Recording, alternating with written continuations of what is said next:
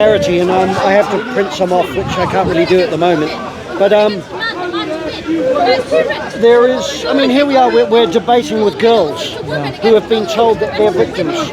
You know, I liked in the discussion that you made some assumptions, but then you showed why those assumptions are correct. So, for example, the victimhood mentality, right?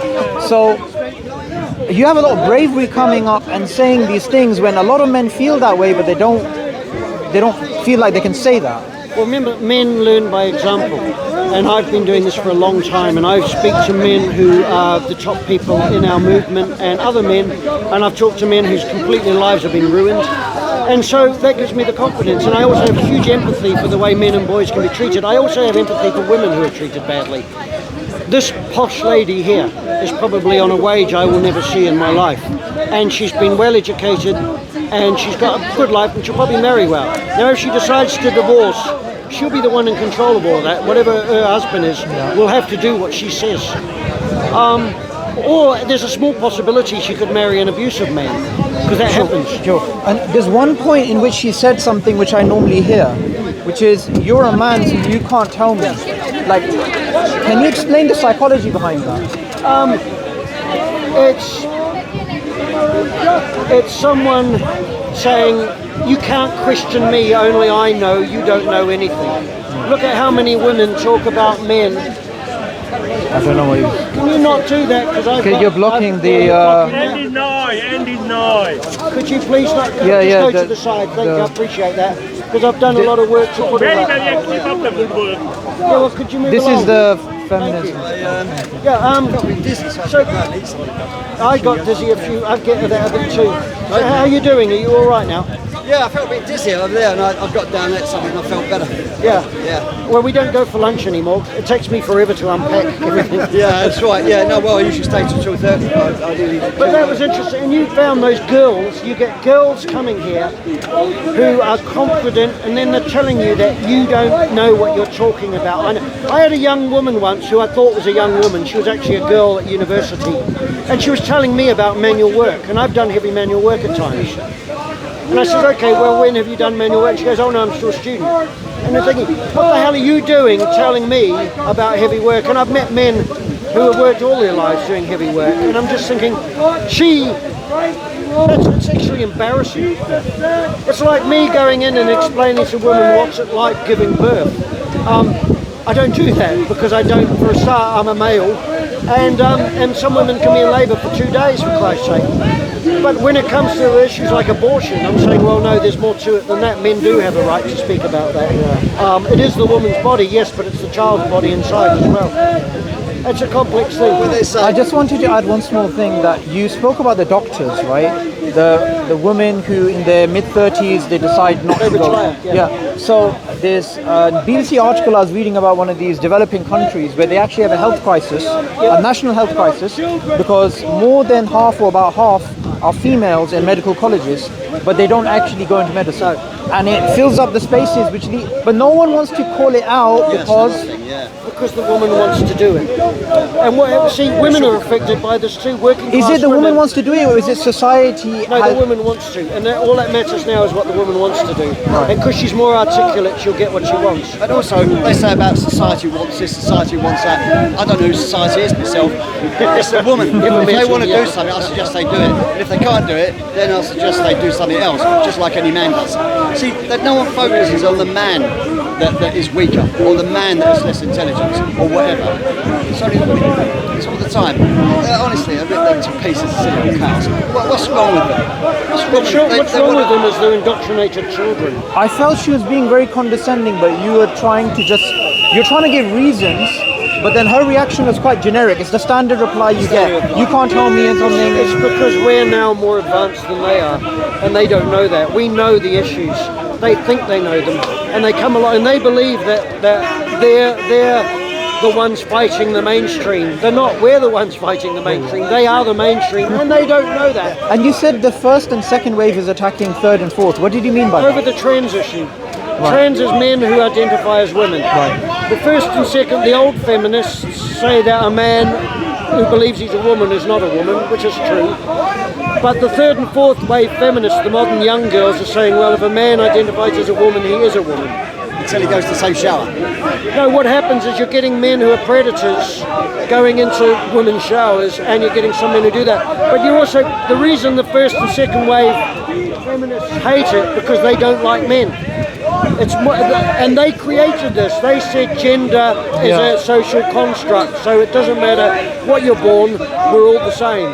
And now it's coming back to bite their bottom, and they don't like it. Another thing she was saying, I think she said the other way around, but as a man, you can't say how she feels as a woman. Yeah. But I replied to them, well, as a woman, you can't possibly know whether I do or don't. Point. And all they do is talk about men, how bad men are. So, you know, she said, you can't say that. And she said, yes, I can. She said, you can't. I say, well, I am. And I had that before. Which I got a lot of saying can't a lot. It's a good saying. What do you mean, can't or won't?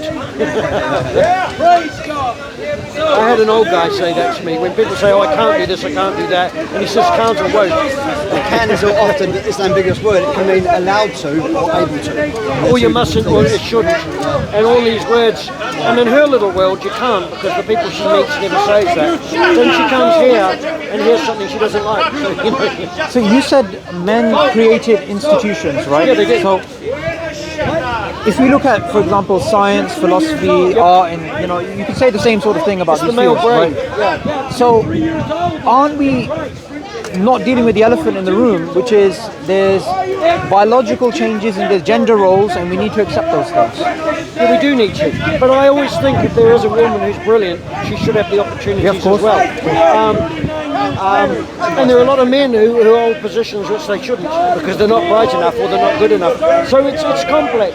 But women say, oh, we want this, we want that, and like they said with becoming a doctor, and then they marry, and women always marry up. There's a word, hypergamy. Yeah. Women always marry a more powerful man than she is a woman.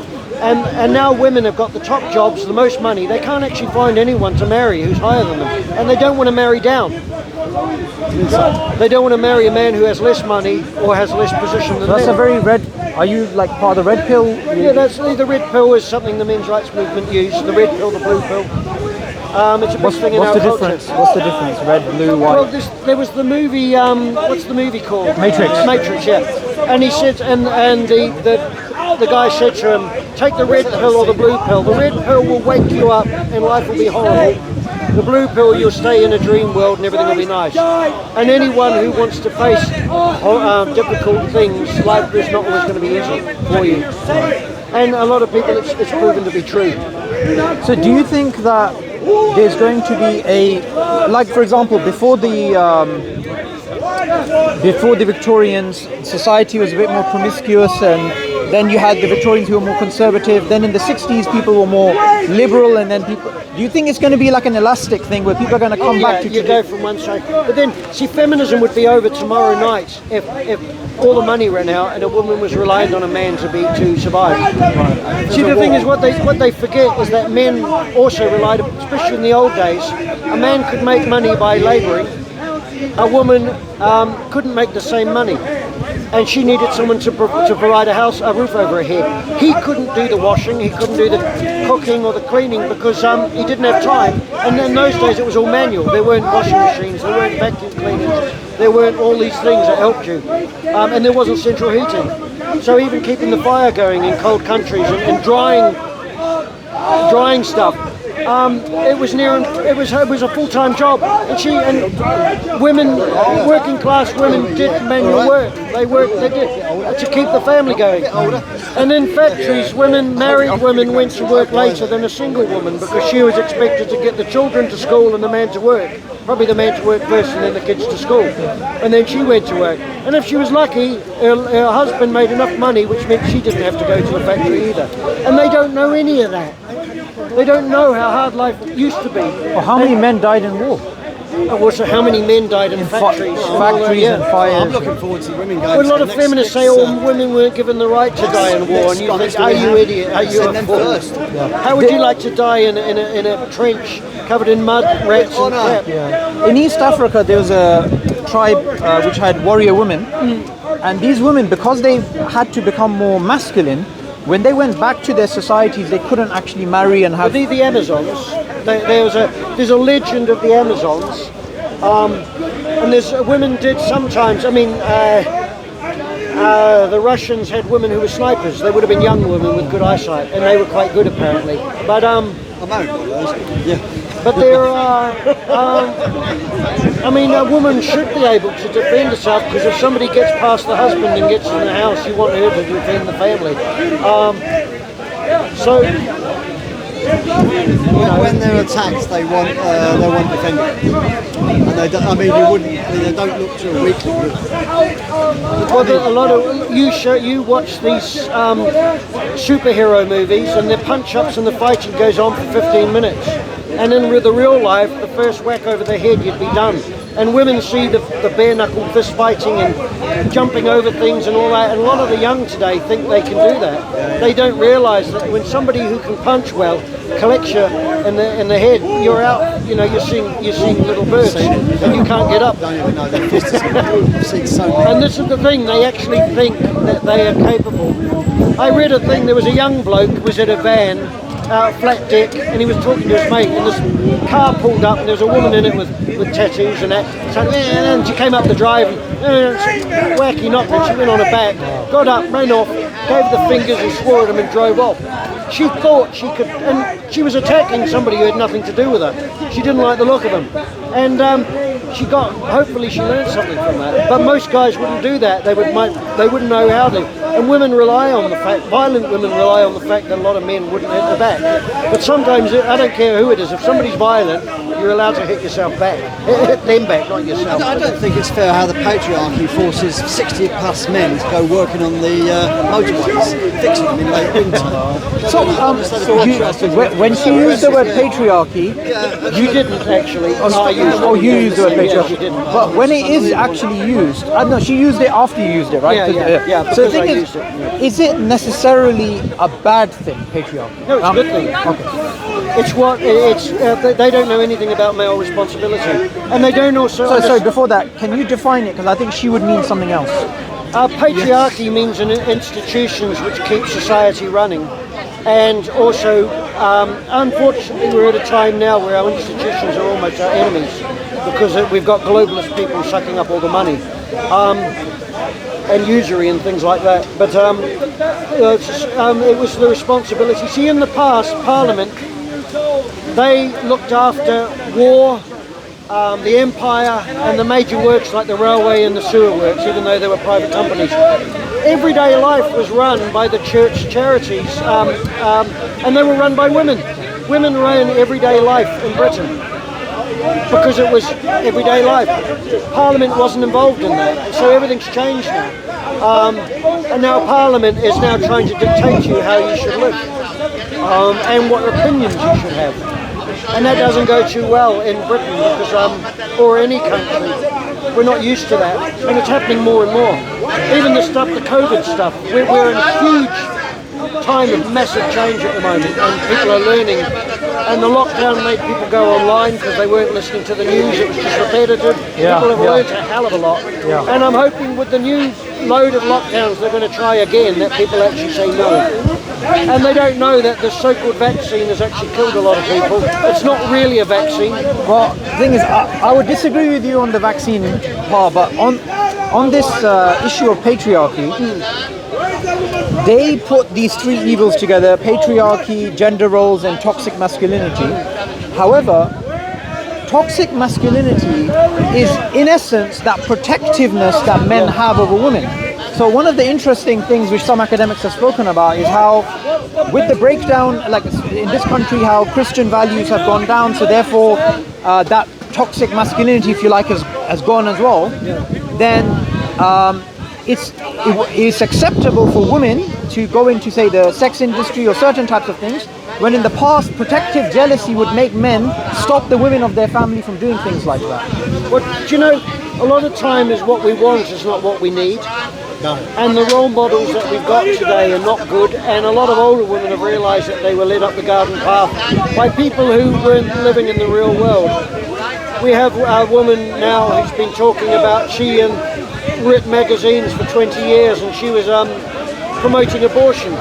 She had 2 children and decided to have an abortion herself. just because it was what she was promoting. She's regretted it ever since. She's become a Catholic and she's asking for forgiveness. Wow. She's haunted by this, and yet she lied to women for years about that abortion is just a bit like kind of contraception, really. You just have an abortion. They don't realise the emotional effect upon the woman and the psychological effect. The other thing about toxic masculinity is it suggests that it's an entity in itself. Sure, there's good men, bad men, good women and bad men, toxic men, non-toxic men, toxic women, non-toxic women. The toxic masculinity is such a biased thing that it's taken that way. It's just a load of made-up figures. There was a day when we had good and we had evil. And we had good men and good women fighting evil. And the evil could be male or female. But we've lost the idea of evil. So we've just invented the based. But it's all just men. But it's and the last couple of months I've talked to some amazing women who understand all this. They've actually been in some ways more interesting. Sorry, were they older women? No, they were women getting on 30. So I have this, I don't have any statistics for this, but I have this feeling that if we talk to, like you said, the women that led up the garden path, and they're now in their 50s and 60s, I'm sure they're going to be more likely to be anti-feminist. There's a thing online, or there was a thing online called Gateway Women, and it was for women who left it too late to have children, and that none of the medical stuff helped them. And there was a woman typing, and she was crying while she was typing, and she was saying, my friends, she says, now their children are grown up, I now can spend time with them, and now they've got grandchildren, and I'm still on my own. And nobody told them that they're going to, when they get to my age, they are going to maybe feel differently. So, and it is a problem with it. What do you do? Do you do a career, or do you become a mother? Okay, so on that point, when you were talking to the lady previously, you didn't challenge her on the idea that she had that women need to work and they need to have careers. Like, is that a red pill? Like, do you have an agreement on what? I might have gone. I might not have answered it properly. I don't know. Women have always worked. Working class women.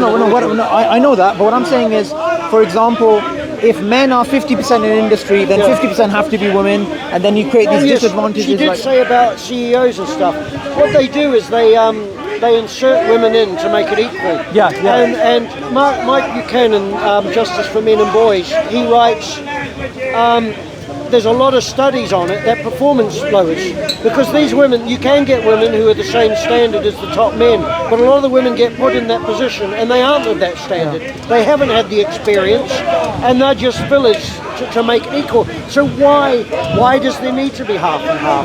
So just on that point, there was a speaker right there who used to work in the I know him, that's you, and I know him very so he's talking about the mental health. Yeah, and what he had to put up, I know all about it. Because they gave positions to women when they had to take on men. And often he had complaints made about him by these same women because he was left to deal with the patient on his own. And then they would walk back and leave it for the one man to deal with a patient who's could get violent. Getting violent. And so that puts him in danger. And he says there's a lot of women who went in there and they got beaten up by the patients.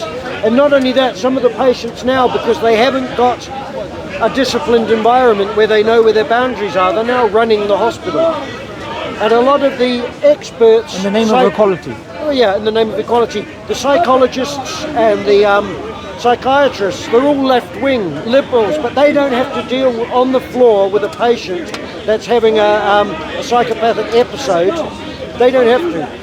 And a lot of the times they'll avoid it because their belief on equality and all this thing, the fact that they don't actually realise the reality.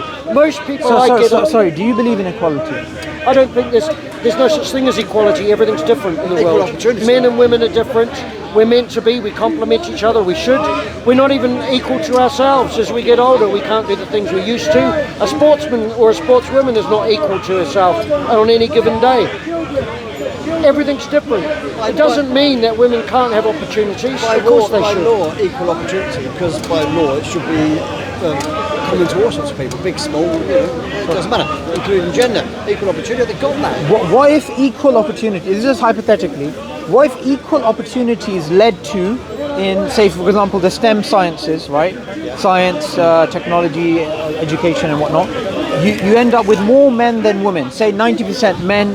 Normally. Yeah. Because men. So would you have state interference? Would you believe in state interference and enforce egalitarian No, values? but I think there should be opportunities for any woman who's skilled in science to get in there. I was speaking to a European woman, she might have been Dutch, and she said she's a scientist. And I said, well, what do you do? And she wouldn't tell me. The reason they don't is because she's actually, no, she was an engineer, and she was an older woman, around about my age. And I said to her, what do you do? And she wouldn't tell me. She's probably involved more in management than the actual engineering, because she chooses not to be doing the engineering. That's her choice. You find, I've met women who can build houses, but they're not 65 with a beer gut pushing a wheelbarrow and laying bricks. They'll do it for a while, but you don't get many women doing heavy manual work when they're 60, 50 or 60. Men still will. They'll be a bit slower, but they're strong, and their bodies are designed to do that. Yeah. And this is the thing, feminism doesn't understand biology. When you take on an individual to do a result, to do a job,